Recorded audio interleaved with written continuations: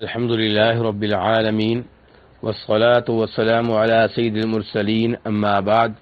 ایک بھائی سوال کرتے ہیں، کیا مرد اپنے آئی بروز کاٹ سکتے ہیں، یعنی ابرو کے بال کاٹ سکتے ہیں، اور دونوں ابرو کے مابین فاصلہ پیدا کر سکتے ہیں اگر دونوں کے بال آپس میں جڑ گئے ہوں اور بہت موٹے ہوں؟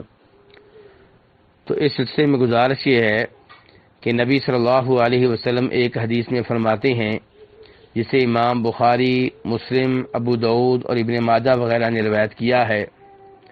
عبداللہ ابن مسعود رضی اللہ عنہ کہتے ہیں کہ اللہ کے رسول علیہ الصلوۃ نے لعنت فرمائی ہے ان عورتوں پہ جو چہرے کی جلد پر سرمے یا سیاہی سے تل وغیرہ بناتی ہیں، اور جو چہرے کی جلد پر سرمے یا سیاہی سے تل وغیرہ بنانے کا مطالبہ کرتی ہیں۔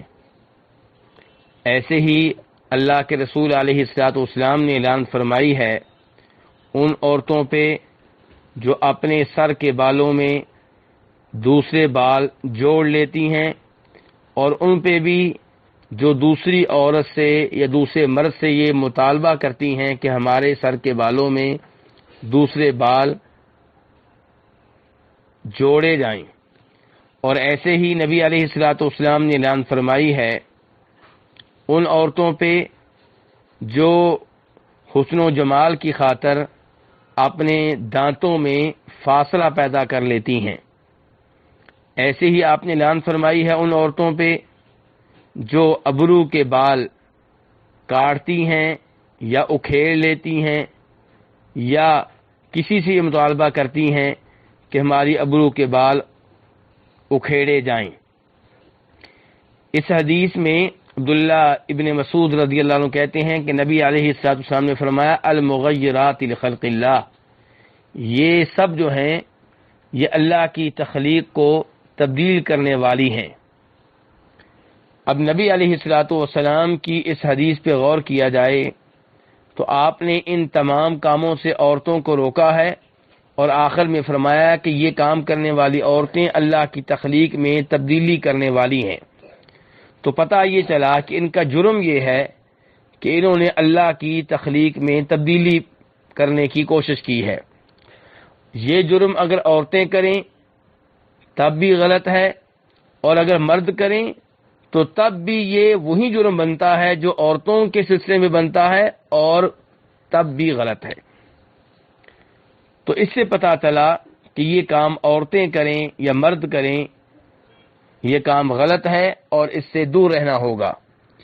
اور یہاں پہ یہ بات ذہن میں رہے کہ شریعت جو عورت سے یہ مطالبہ کرتی ہے کہ وہ اپنے خاوند کے لیے خوبصورت بن کر رہے، جب اسے ان چیزوں کی اجازت نہیں ہے تو مردوں کو اس چیز کی اجازت کیسے ہو سکتی ہے؟